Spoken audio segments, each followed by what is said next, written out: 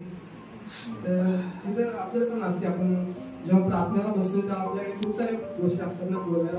बोलते आपण खूप साऱ्या अशा गोष्टी बसतो तेव्हा कोण ना कोणतरी येऊन असं इथं पुढच्याच वचनामध्ये म्हणते तिसऱ्या येतं, तर तुझा देव कुठे आहे असे तो मला सतत म्हणत.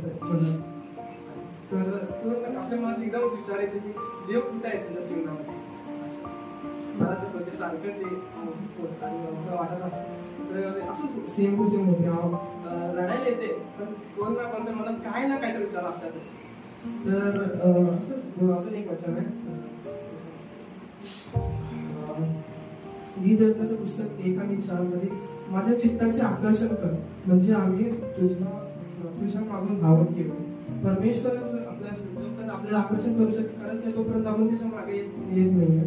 तर काय नाही, परमेश्वराचं देवानच आपल्याला जेव्हा मार्ग दाखवला म्हणजे नंतर आपण पुढे जाणार कसं.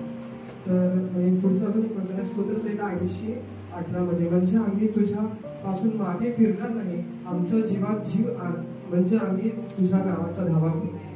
तर परमेश्वरानं जो आपल्याला एक हे केलं पाहिजे, आत्म्याचं आपण नियंत्रण करायला पाहिजे की तसं आपण त्याचं केलं तर आपण त्याच्याबद्दल चालणार कसं.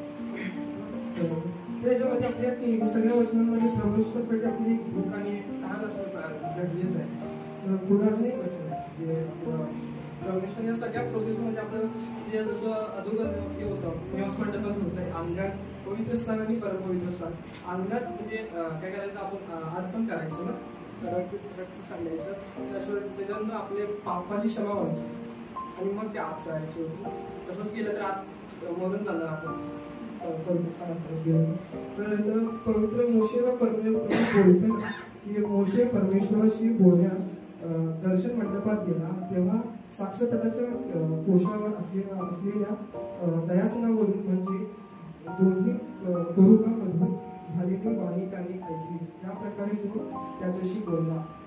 प्रभूशी बोलण्यासाठी पण एक हे होतं, प्रोसेस होतं ते की आपलं अंगणामध्ये होतं की ते सगळे आपण आता आपलं तेव्हा काहीतरी कुठल्या तरी प्राण्याला हे करायचे, अर्पण करायचे, त्याचं रक्त वर होतं. आपण आता येशू ख्रिस्ताने आपल्याला त्याचं रक्त दिलं आपल्याला पापाच्या क्षमेसाठी. तर त्याचं रक्तानं आपण सुरुवातीला प्रार्थना असताना जेव्हा पश्चाताप करतो त्याचं रक्त आपण आपल्यावर घेतो ना, की त्याच्यामध्ये आपले सगळे पाप धुतल्यात पुसावते तेव्हा एकदाच. तर आता त्याच्यानंतर पुढे जायचं आहे आपल्याला की प्रार्थनात असताना आपल्याला सगळ्या विचारांमध्ये सगळे थॉट्स प्रॉब्लेम्स असतात, आपण ते बोलतोय. त्याच्यानंतर आपल्याला पुढे पवित्र स्थानात पण जायचं ना. पवित्र स्थानात आता पुढे अजून एक वचन आहे निर्गमन पुस्तक 33:13 मध्ये, आता माझ्यावर तुझी कृपादृष्टी असल्यास तुझी मार्ग मला दाखीव ना, म्हणजे मला तुझी ओळख घेऊन घडेल आणि त्यामुळे तुझी कृपादृष्टी माझ्यावर होईल. जेव्हा परमेश्वरासमोर आत तिथे जाण्यासाठी परमेश्वरानं आपल्याला दाखवतो, त्यासाठी काय आपण थोडा वेळ तिथं जेव्हा आपण प्रार्थना झाली ना, आपले जे बोलतोय आपण आपल्याला ते सगळं सांगितलं की थोडा वेळ थांबलं पाहिजे तिथं. लगेच उपयोग नाही तसं केलेच प्रत्येक माझ्या ह्याच्यामध्ये आतापर्यंत मला तेव्हा हे वचन घालवलं होतं की मला तिथं थांबायचं होतं थोडा वेळ, पण मी माझा टाइम नसल्यामुळे मी उपयोग जाणार किती पण मी वाटत होते तिथं होईल, पण तसं नाही आहे. तर आत्म्यामध्ये प्रार्थना मी एक तास प्रार्थना करणार, पण ते आत्म्यामध्ये नसतात, ते मी माझ्या मनात करत होतो. तर तसंच होतं. पुढे एक वचन आहे सफरण्याचं पुस्तक 1 आणि 7 मध्ये, प्रभू परमेश्वरापुढे तुम्ही मौन धरून राहा. कारण की पुढच्या जेव्हा परमेश्वर पर्यंत स्थानात जाते आपण त्याच्या तिथं आपण काय आपल्या याच्यावरनं जाऊ शकत नाही, आपण तिथं लीड करू शकत नाही. पण तिथं सगळ्यात आपण देवाच्या समोर आहे तिथं आपण काहीच करू शकत नाही. तेच पवित्र स्थानात जायला प्रभूने आपल्याला लीड केलं पाहिजे.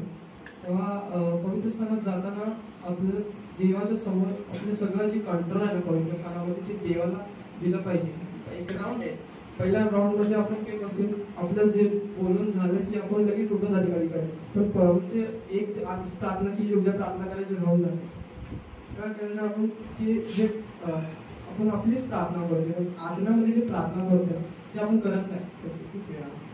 ती प्रार्थना करायला पाहिजे. तर आत्म्यामध्ये असल्याचे तेव्हा आपण जे वचन बोलतो देवाच्या वचनाद्वारे प्रार्थना करतो, ते आत्मा आपल्याला दाखवत असते. ते आपल्यासाठी नाही तर ते दुसऱ्यांसाठी ते आपण करतो.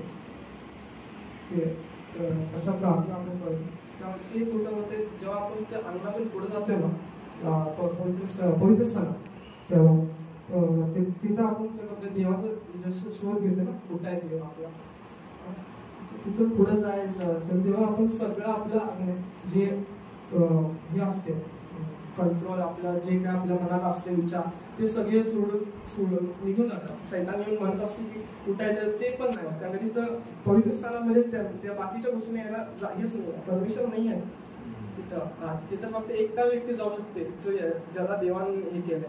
मोशेला पण त्या डोंगरावरती गेला होता तो एकटाच गेला होता बाकी कोणी नव्हतं त्याच्यासोबत त्यामुळे तिथं आधी कोणी तिथं डोंगराच्या जवळ पण जायचं नव्हतं. मोशेला सांगितलं होतं ना सगळ्यांना की तिथं जर जाते तर ते मरून जाणार कारण तिथं देवाची पवित्र उपस्थिती होती एकदम ते डोंगर पूर्ण ते पवित्र स्थान झालं. याच तुला हेशया 2:14 मध्ये म्हणतात याच तो मी तुला मोह घालून वनात आणि तिच्या मनात भीत येईल असे बोलेल. म्हणजे तेव्हा आपण तिथं जाते ना पवित्र स्थानात तेव्हा प्रभू आपल्याशी तिथं बोलतो. मी अगोदर वचनामध्ये सांगितलं ना मोशेच्या की बोलण्यासाठी त्या जागेमध्ये जायला आहे ना तेव्हा देव स्वतः आपल्याला तिथं न्यायला पाहिजे. आपण आता सुरुवातीला प्रार्थनेमध्ये करत होतो मध्यस्थीची वेळ तिथं देव आपण आपल्या मनात खूप सारे विचार होते प्रार्थना करत होतो आपण पण वर्षिपमध्ये आल्यावर एकदम माझ्या डोक्यातलं सगळं निघून गेलं काय विचार होते काय होतं तिथं माझ्या डोक्याला सगळं मी विसरूनच गेलो एकदमच. ते आपण वर्षिपमध्ये होतो त्या आराधना पण त्या पवित्र ह्याच्यामधली हे आहे एक भाग आहे त्याच्यातल्या प्रार्थनेमधला आणि त्या वर्षिप ती पवित्र त्या स्थानामध्ये त्या तिथलाच भाग आहे. दुसऱ्या अजून क्वेश्चन आहे स्तोत्रसंहिता 10 मध्ये तिथं कळतं जेव्हा पवित्र स्थानात आपण जातोय ना तेव्हा एकच लक्षात ठेवायचं जेव्हा देव म्हणते शांत व्हा आणि लक्षात ठेवा की मीच देव आहे तिथं तिथं पवित्र देव परमेश्वर स्वतः तिथं आपण आपलं काहीच करू शकत नाही त्या ठिकाणी आपलं तिथं आपल्याला देवाचं लक्ष द्यायलाच पाहिजे. आणि दुसरं आहे यशया 57:10 मध्ये दुसऱ्याच्या प्यालामुळे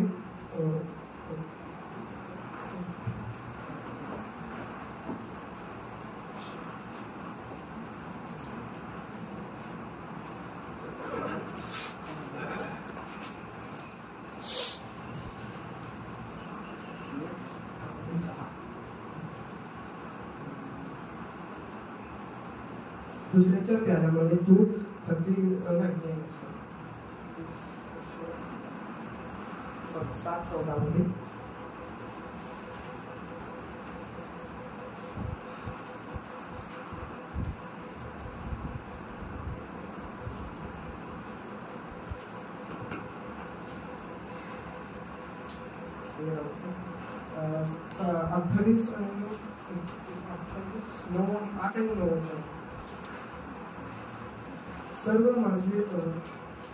सर्व माणसे मेजे विधीच्या ध्वनीने तो कोणाला ज्ञान शिकवतो कोणाला संदेश समजून सांगतो दूध तुटलेल्या काय थना तुटलेल्या काय कारण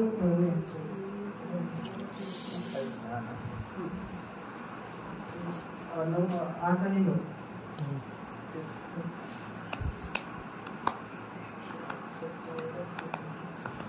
परमेश्वराचं एक जे प्रोसेस आहे की पहिल्या राऊंड मध्ये काय होतं की आपण देवाला सांगतो पवित्र स्थानात जाण्यासाठी आपल्या प्रॉब्लेम्स आपण देवाला सांगतो पहिल्या अंगणामध्ये आपण त्यांनी आपल्या पापाची क्षमा करून घेतो. दुसरं आपण जेव्हा पवित्र स्थान तिथं सगळं झालं तिथल्या प्रोसेसमध्ये आपण प्रार्थना करून जेव्हा थांबतोय ना तिथं कोण लोक तिथं थांबत नाही ते निघून जातात ते पुढे पवित्र स्थानात त्याला टेस्ट करू शकत नाही. दुसरं म्हणजे पुढे तिथं आत गेला ना देवाचा शोध करणं ते कुठे पवित्र स्थानामध्ये पुढे अजून पुढे पण आहे ना पवित्र स्थानात उपस्थिती आहे तर हे नाही आहे हे टेस्ट करून घेते आपण त्याला कुठल्या तरी मोठ्या प्राण्यावर असं जर आत त्याचं बोलून त्याला काहीतरी त्याचा हात केला घ्यायचे तेव्हा काहीतरी वगैरे दाखवताना त्याला आत तसं आत नव्हतं तसं देव आपल्याला काय करते त्याची उपस्थिती थोडी टेस्ट करून घेते मग तसं आपण त्याच्या जवळ आणखी जवळ येते की देव चांगला आहे. तर तसं ते आपल्या आत आणायचं देवाला प्रभूला. ते असं नाही का त्याला शेवटचं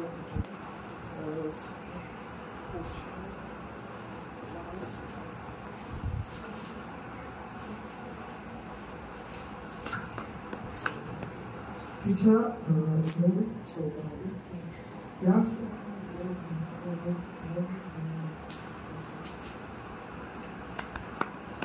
परमेश्वराचे एक प्रोसेसमध्ये आपण जाताना ना, तर त्याच्या हृदयाच्या म्हणजे त्याच्या आत्म्याखाली आपण हे असलं पाहिजे, आत्म्यामध्ये असलं पाहिजे, आत्म्याचं म्हणजे नियंत्रणाखाली असलं पाहिजे. त्याच्या आतमध्ये जाताना सांगता येईल ना.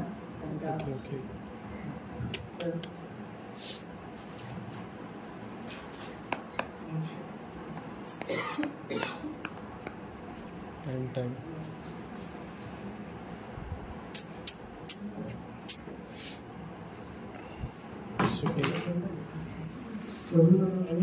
ओके ह्या सगळ्याचं एकच गोष्ट आहे की पवित्र स्थानात जाताना देवाच्या नियंत्रणाखाली असलं पाहिजे.